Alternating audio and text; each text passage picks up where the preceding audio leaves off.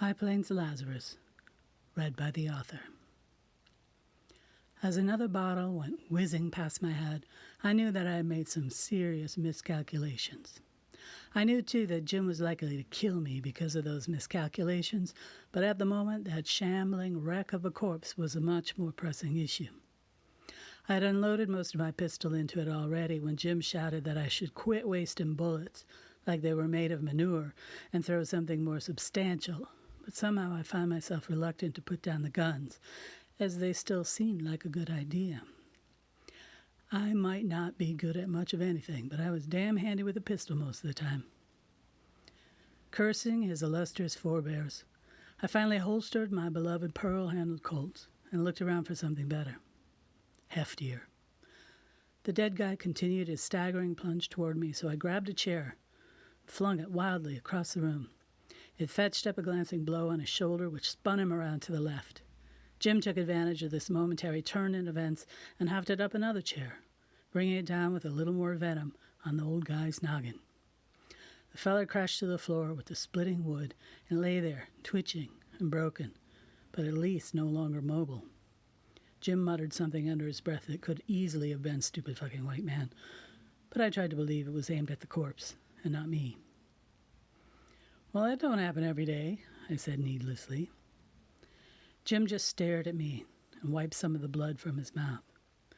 His name wasn't really Jim. It was just I could never quite get my mouth around his real name without calling up a cough, and he somewhat pityingly told me to stick with Jim, which is what he told most people who didn't impress him on a first meeting. It wasn't that I meant any disrespect. I'm not the sharpest tool in the shed, I know, as my pop always used to tell me. But that Navajo is a twisty language that leaves my tongue twitching in pain whenever I try to repeat the things he tries to explain to me. "It's still wiggling," Jim cautioned as I stepped forward to take a look. I know, I ain't an idiot. Sure enough, the old man was jerking around like fish on the end of a line, his sightless white eyes rolling around, but his limbs seemed to convulse. Almost uselessly now, not like before. What do you suppose he's got? Jim moved warily toward the too lively body. Whatever he has, we don't want to catch it, I think. Damn, you don't suppose it's catching? I took a quick 2-step back and looked around at what seemed to be a normal sort of shack house. We had rode up and hallooed at the open door. As usual, we were trying our luck to exchange a little work for a hot breakfast of some kind. Now instead we had a strange dead man on our hands with something that might be catching. Maybe it is catching, maybe it isn't, Jim replied evenly, gazing closely at the old man's face. Best to be careful in the meanwhile. Well, hell, no arguing with that. You ever seen anything like this? No. Jim picked up a broken chair leg and poked at the guy's shoulder. He made a sort of wheezing sound and tried to attack the chair leg. He didn't have much luck with that because both his arms seemed to be broken. In fact, the jagged end of one bone poked up through the graying skin. I could see now as he rolled over weakly, trying to right himself. The bone shone out as a flash of white in that corpsely flesh. Under the surface, the broken bones poked every which way. It was a peculiar sight.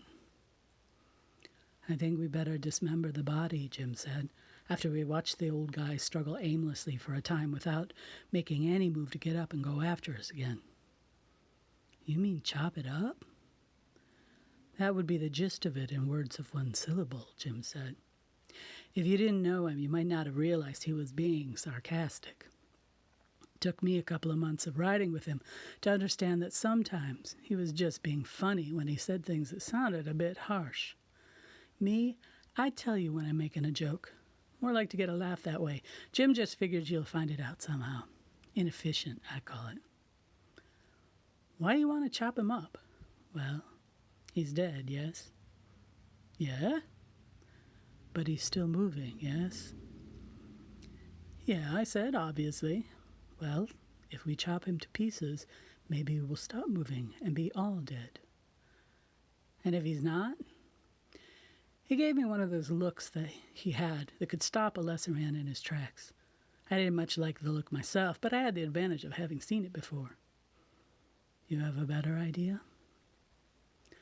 Well, after a good look around, the only thing we could find with any sort of sharp edge was a shovel. You'd think in a house like this, so far from other folks, there'd be plenty of useful things like big butchering knives or a handsaw for firewood.